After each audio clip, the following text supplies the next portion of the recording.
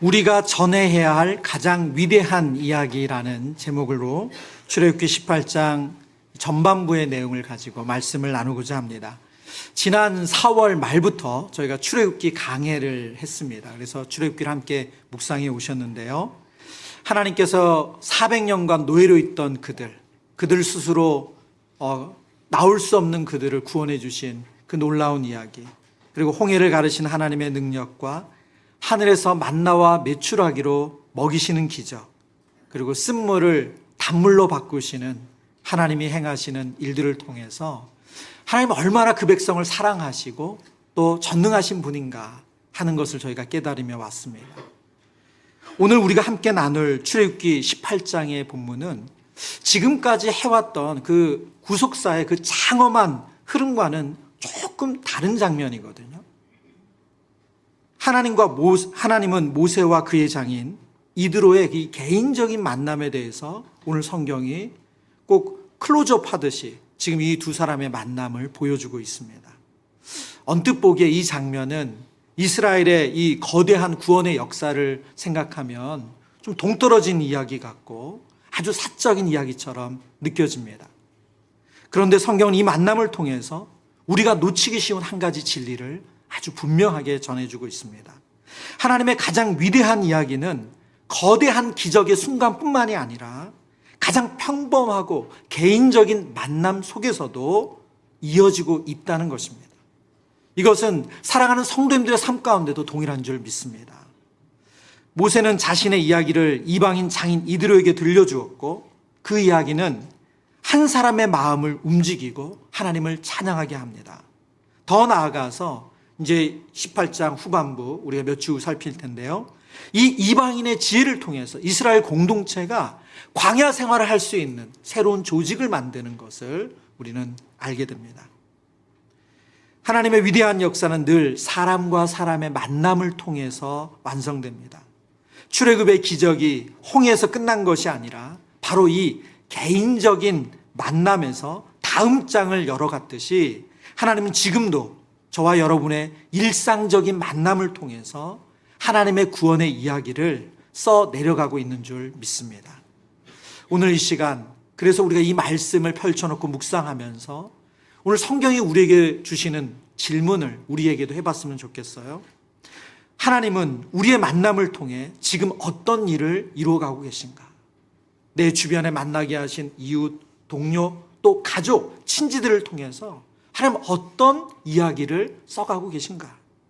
이 질문을 통해서 우리의 삶에 엮어가는 평범한 만남들이 어떤 의미가 있는지, 어떤 큰 의미가 있는지를 깨닫는 은혜가 있으시길 바랍니다. 첫 번째, 오늘 성경은 우리에게 이렇게 말씀하고 있습니다. 우리 대지 내용을 같이 읽어보겠습니다. 모든 성도에게는 고난이 포함된 구원의 이야기가 있습니다. 오늘 본문 18장 8절의 내용을 제가 읽어보겠습니다. 모세가 여호와께서 이스라엘을 위하여 바로와 애굽 사람에게 행하신 모든 일과 길에서 그들이 당한 모든 고난과 여호와께서 그들을 구원하신 일을 다 그 장인에게 말하매. 모세는 장인 이드로에게 하나님께서 어떻게 이스라엘 백성들을 애굽에서 건져주셨는지, 그리고 광야에서 그들이 겪은 일들을 다 설명을 했어요. 그런데 모세가 전한 이야기는 승리의 이야기만이 아니라는 거예요. 기적, 이사의 그런 보고서가 아니라는 거예요. 오늘 성경 뭐라고 말합니까? 그들이 길에서 당한 모든 고난, 하나님 베푸신 기적, 열재앙, 홍해를 가르신 기적, 만나와 메추라기를 주신 그 기적도 이야기했지만 그것만 이야기한 것이 아니라 그들이 길에서 당한 모든 고난도 함께 이야기했다는 거예요. 여러분, 이것이 우리가 전해야 될 복음의 내용이고 우리가 전해야 될 믿음의 이야기입니다. 믿음의 이야기가 가진 진실이 이것입니다. 간혹 우리 성도님들이 누군가에게 신앙생활에 대해서 얘기하고 복음에 대해서 이야기해야 된다는 이야기를 드리면 큰 부담을 느끼시면서 하시는 말씀이 이런 이야기예요. 목사님, 저는 지금 저도 제대로 못 살고 있어서 제가 만약에 우리 언니, 친정 언니나 그리고 우리 이웃에게 얘기하면 아우, 안 돼요. 지금은 안 돼요. 또 다른 이유로 얘기하세요. 지금 우리 아이도 지금 계속 대학에 떨어지는데 제가 무슨 말을 하겠어요. 우리 아이 대학 가고 나서. 목사님, 우리 형편을 보세요. 지금 우리 사업장 이렇게 힘든데 제가 누구에게 같이 신앙생활 하자 그러면 목사님 안 돼요. 여러분, 이건 너무나도 자연스러운 우리의 마음 아닐까요? 좋은 모습 보여주고 싶고 그것을 통해서 이 복음을 전하고 싶은 너무나도 자연스러운 마음입니다. 하지만 성경이 말씀하시는 복음의 이야기, 간증은 거기에 초점이 있지 않습니다. 우리가 고난 속에서 어떻게 하나님의 손을 붙잡고 있는지, 붙잡았는지, 그 진실한 증언이 바로 구원의 이야기고 복음의 이야기예요. 우리가 숨기고 싶은 우리의 실패, 우리의 부끄러운 모습, 그러나 그것만 있지 않잖아요. 그 속에서 하나님이 우리를 어떻게 버티게 하시고 어떻게 인도하셨는지, 어떻게 회복시키시는지 그 이야기를 나누는 거죠. 저는 오랜 기간 이찬수 목사님의 설교를 들으면서 목사님 저 강단에서 왜 저렇게까지 적나라하게 자신의 부끄러운 모습을 이야기하실까 생각했던 때가 여러 번 있었어요. 그리고 교육자 회의 때 그런 얘기도 하시더라고요. 이제 설교 마치고 나면 미국에서 전화가 온대, 형제들이. 제발 그 얘기 좀 그만했으면 좋겠다. 왜 자꾸 대구 달동네 얘기를 하냐? 왜 너 자꾸 양복 한 번밖에 없었다는 얘기를 하냐? 뭐 우리 형제들은 그냥 아무것도 안 했냐? 뭐 그런 얘기를 하신다는 거예요. 목사님이 고생하는 레파토리를 얘기하시는 건 아니죠. 푸념이 아니잖아요. 그 고난이 다 이유가 있었고 그 고난 가운데 하나님이 연단하셨고 그 고난보다 크신 하나님을 드러내기 위해서 자신의 연약함과 실패와 아픔을 이야기하는 거죠. 바울이 뭐라고 말합니까? 하나님께서 바울에게 내 은혜가 내게 족하도다. 바울은 해결되지 않은 육신의 질병이 있었어요. 그것을 놓고 하나님 앞에 3번이나 간절히 치유해 주시기를 기도했습니다. 근데 하나님의 대답은 내 은혜가 내게 족하다. 바울이 그것을 어떻게 받았습니까? 내 약한 것을 자랑합니다. 제 연약한 것을 자랑합니다. 우리의 연약함이 하나님의 능력을 드러내는 통로가 된다는 거예요. 여러분, 고난 없는 신앙은 현실적이지 않습니다. 오히려 고난을 통해 하나님의 위로와 능력이 어떻게 나타나고 있는지 우리가 그것을 경험하는 것이 진짜 믿음이고 그것을 전하는 것이 복음이에요. 우리 각자에게 하나님 주신 애굽이 있죠. 우리가 진리 안에서 살지 않고 죄된 모습으로 얼룩지게 살았던, 내가 하나님이고 싶고 내 마음대로 하고 싶었던 우리의 애굽이 있습니다. 그리고 우리의 광야가 있습니다.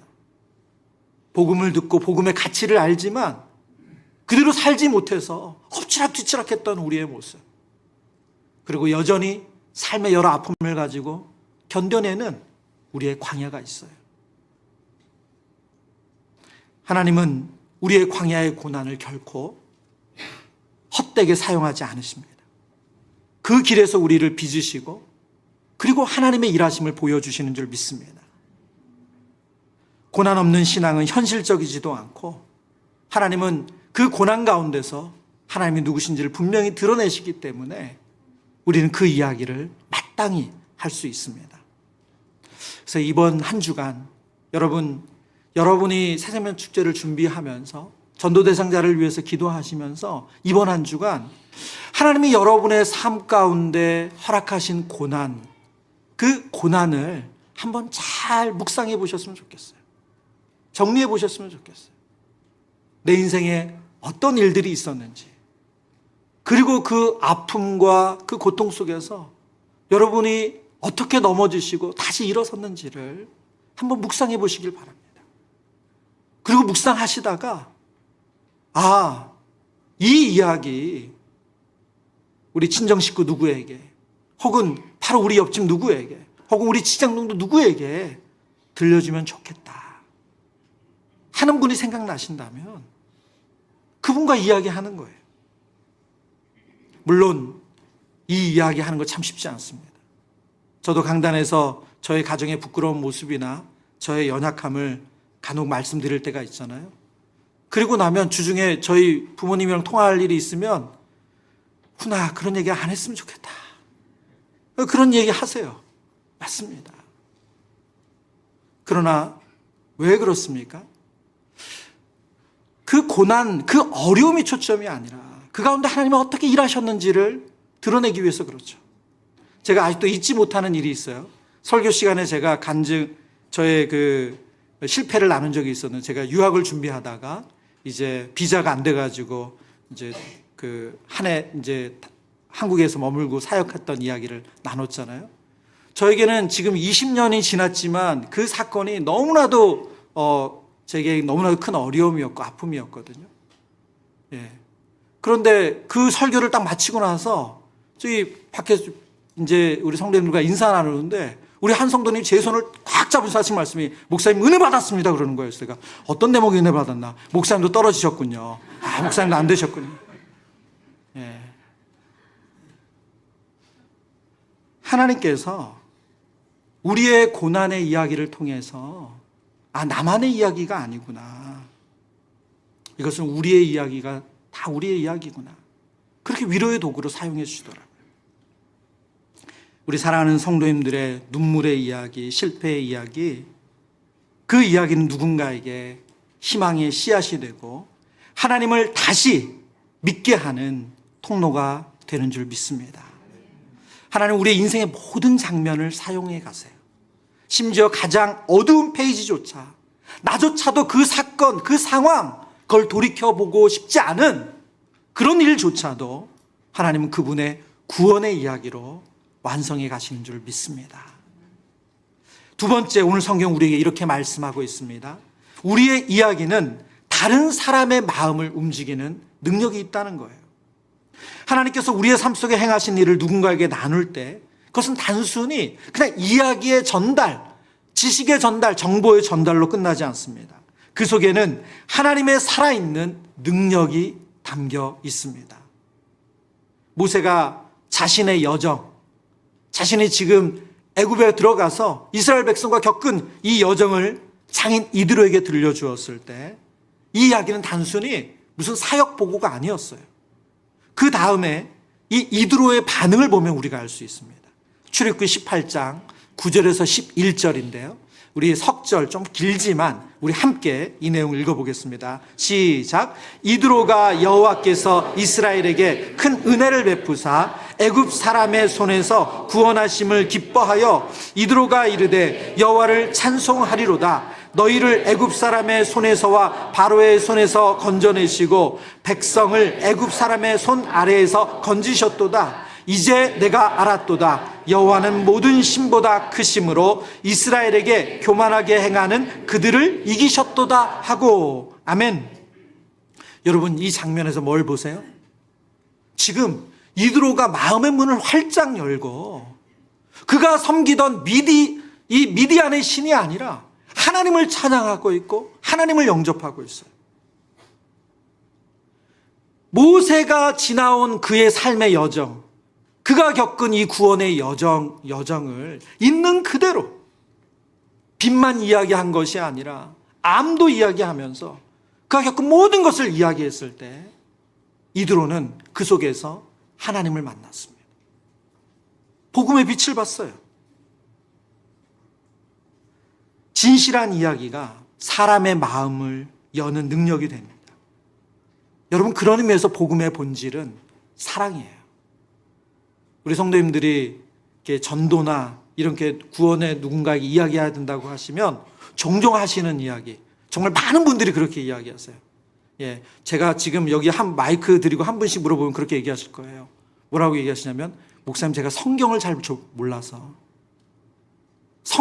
몰라서 복음을 전하기 어렵다는 거예요. 말하고는 싶은데, 뭔가 이야기하고 싶은데 제가 뭘 얘기해야 될지 어디서부터 A부터 Z까지 정리가 안 돼서 누군가에게 제가 복음을 전하라고 그러면 부담스럽다는 거예요.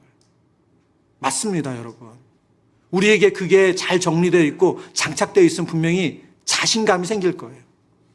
그러나 성경은 그게 먼저가 아니라고 말씀하세요. 우리 데살로니가전서 말씀을 볼까요? 데살로니가전서 2장 8절인데요. 같이 읽겠습니다. 시작.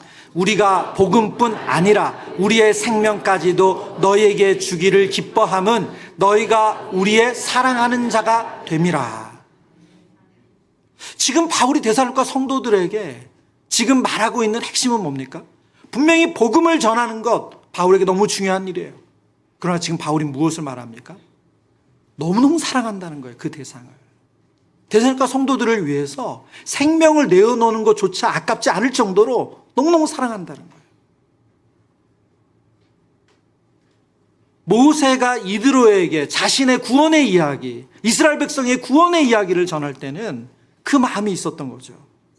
복음이 능력 있는 이유는 그것이 사랑으로 전해질 때 생명을 살리기 때문입니다.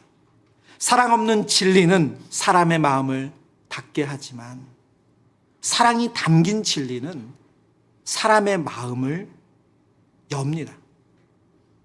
여러분 혹시 예전에, 지금은 거의 사라졌지만 이전에 이 전철이나 혹은 노방에서 전도하시는 분들 가운데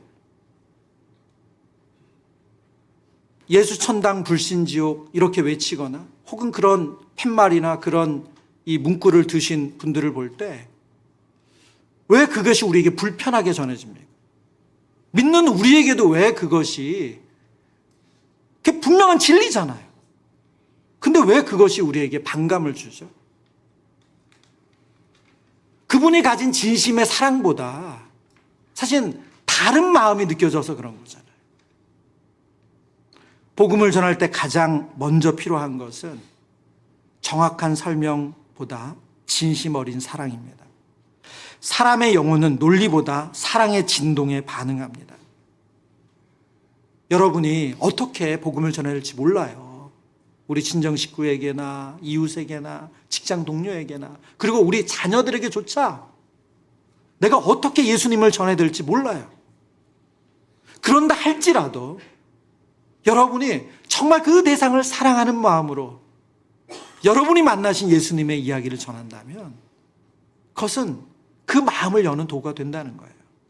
마가복음 5장 19절에 예수님께서 거라사 지방에 귀신 들린 사람을 고치신 이후에 이렇게 권면하셨어요.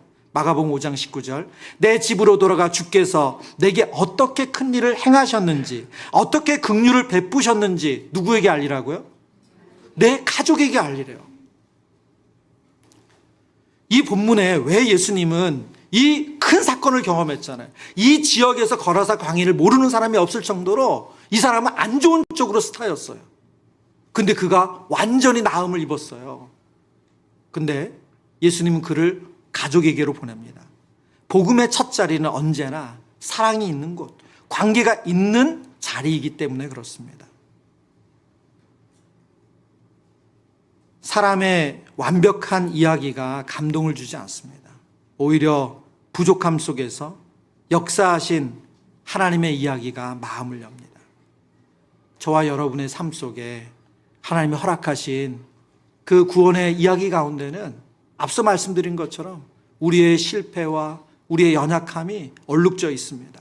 그러나 그것을 우리가 용기 내어 전할 때 하나님 그걸 사용하신다는 거예요. 고린도후서 4장 7절에 그래서 성경은 이렇게 말합니다. 우리가 이 보배를 어디에 가졌습니까? 질그릇에 가졌으니. 질그릇은 우리 자신을 가르치죠. 보배는 누구입니까? 바로 예수 그리스도예요. 이 보배를 질그릇에 가졌으니 이는 능력의 지극히 큰 것이 하나님께 있고 우리에게 있지 아니함을 알게 하려 함이라.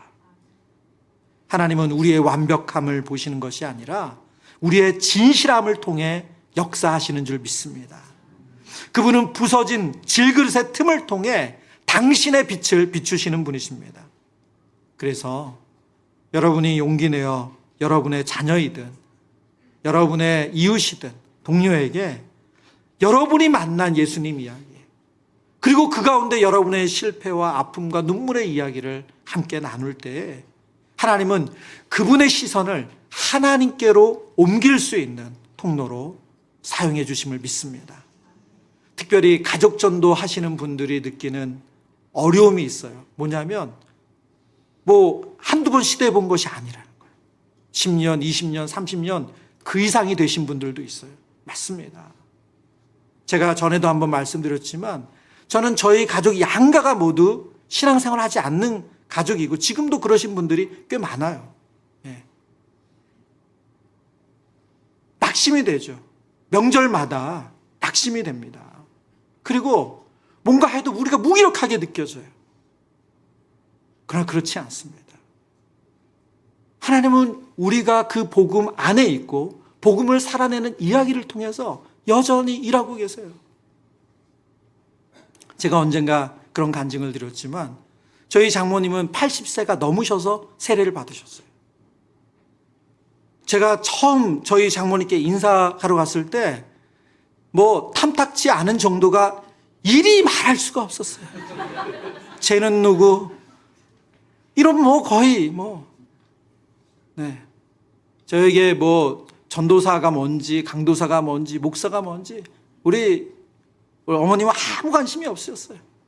예. 돈도 못 버는 게 이러면서 거의 그런 마음이셨어요. 근데 정말 10년, 20년 한결같이 찾아뵙고 배면 기도해드리고 또 마음을 나누고 근데 어느 날 놀랍게 어머님이 나 세례 받았다 그러시더라고요. 깜짝 놀랐어요. 그리고 침상에 가보니까 작은 나무 십자가가 어머님 침상에 제가 그 댁에 처음 인사드려 갔을 때 그 집안엔 탱화가 가득했거든요.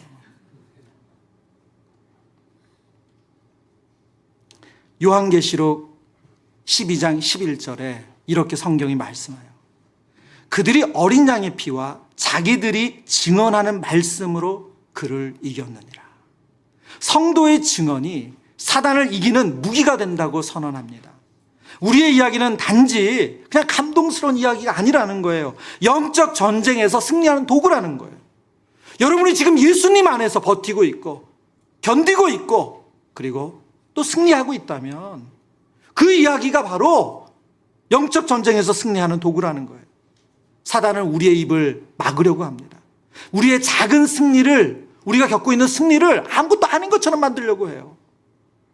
그러나 여러분이 그것을 입을 떼서 이야기하기 시작하면 하나님 그것을 통해서 우리 안에도 일하시지만 그 대상에게도 일하시는 줄 믿습니다.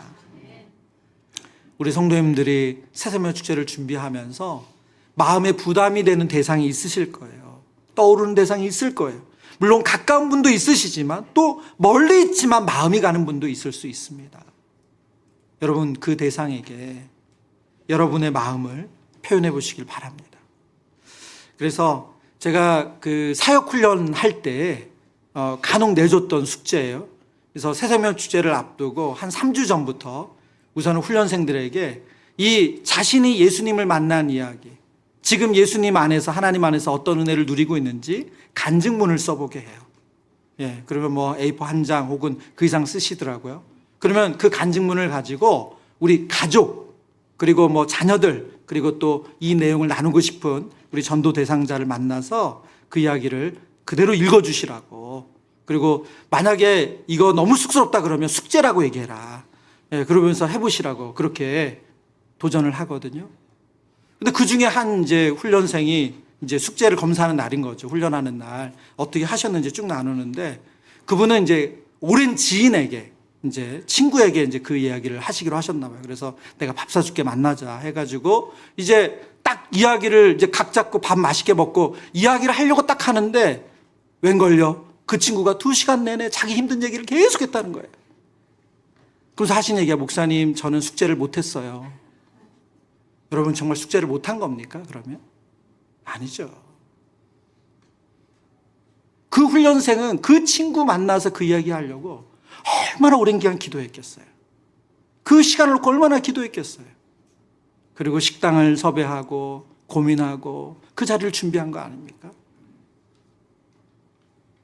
그리고 분명히 그 친구 다 끝나고 나서 얘기했을 거예요. 나중에 카톡으로 왜 만나자고 한 거야? 얘기했을 거예요. 하나님은 우리의 완벽함이 아니라 우리의 진실함을 통해 일하시는 줄 믿습니다. 우리가 하나님의 마음에 반응해서 우리의 마음을 흘려보낼 때 정말 우리의 상상을 뛰어넘는 하나님의 역사가 이루어지는 줄 믿습니다. 세 번째, 성경은 우리에게 이렇게 말씀하십니다.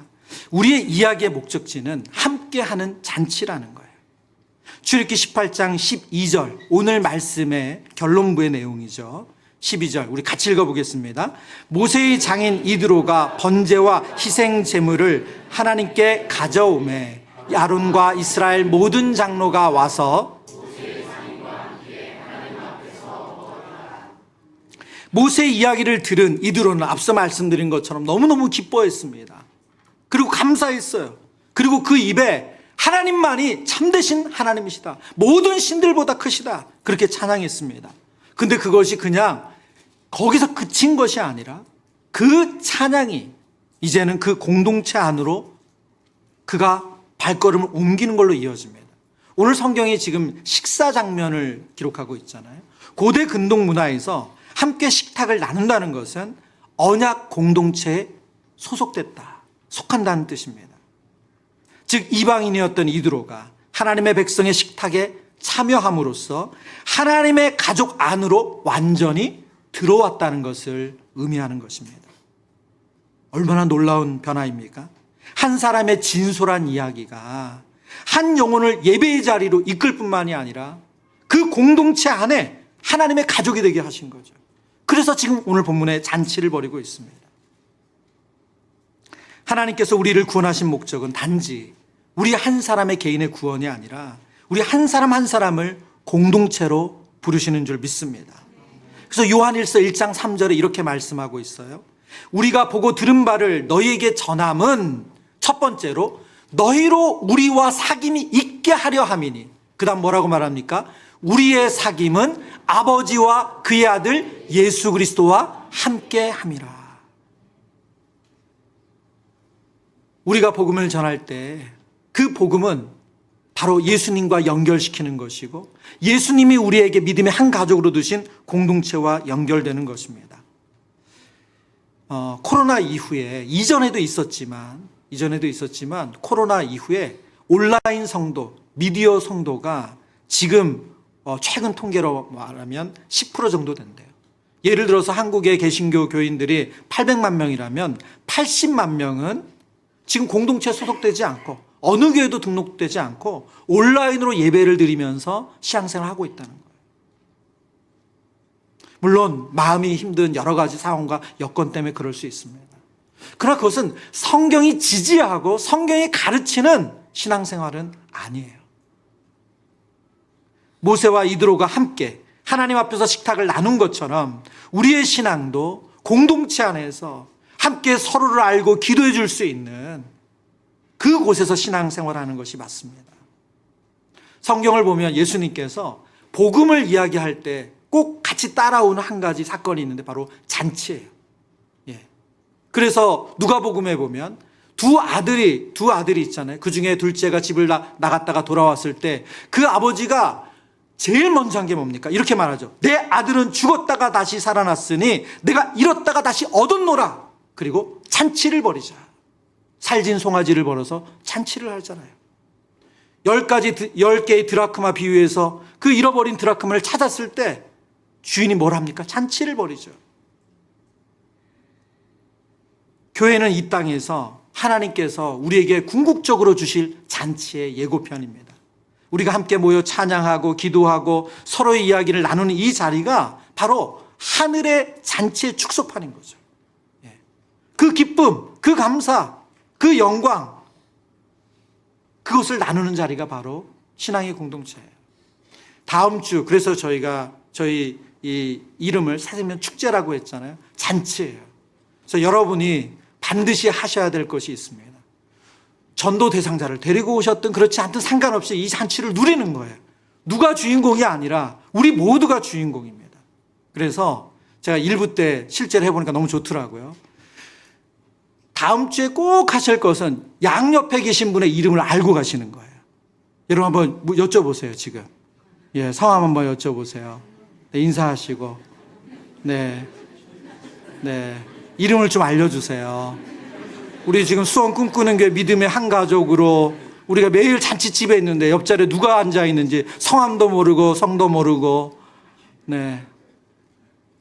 다음 주는 꼭 그분의 이름을 기억하시고, 예, 옆에 앉은 분들, 그리고 교회에서 간단한 다가와 차를 준비해 줄 겁니다. 그러면 뭐 저희가 장소가 저희가 여러 개 없다 보니까 본당에서도 드셔도 돼요. 그래서 차 한잔 하시면서 이야기하세요. 어떻게 신앙생활 해오셨는지, 어떤 은혜를 누리고 계신지. 예. 그리고 마음 먹으면 다른 카페로 가세요. 예. 그럼 뭐 또 마음 만다 밥도 드시고. 예. 이게 하나님 나라의 가족이죠. 그래서 다음 주는 잔치하는 날이에요. 그 다음 주도 그렇고. 사실은 매주가 그런 잔치죠, 우리가. 그러나 현실의 여건과 상황이 안 돼서 그걸 못 누릴 뿐이죠. 말씀을 정리합니다. 오늘 말씀을 통해 우리는 한 가지 중요한 진리를 깨닫습니다. 하나님은 우리의 인생을 한 편의 이야기로 쓰고 계시다는 거예요. 그 이야기는 항상 찬란한 승리, 영광스러운 이야기만 기록되어 있지 않습니다. 우리의 실패, 원망, 억울함, 기다림. 그러나 그 모든 페이지 위에 하나님의 손길이 선명하게 새겨져 있습니다. 그리고 그것이 바로 복음의 이야기고 구원의 이야기인 줄 믿습니다. 우리가 그 이야기를 용기 내어서 누군가에게 전할 때 하나님은 그 이야기를 통해서 하나님의 그 위대한 구원의 이야기를 계속해서 써 가실 줄 믿습니다. 그래서 오늘 성경은 우리에게 이렇게 말씀하고 있어요. 너의 이야기를 감추지 말아라. 내가 너와 함께한 흔적을 누군가에게 들려주라. 그것이 바로 내가 너를 통해 세상을 회복하는 일이다. 우리 함께 찬양하며 기도하기를 원합니다.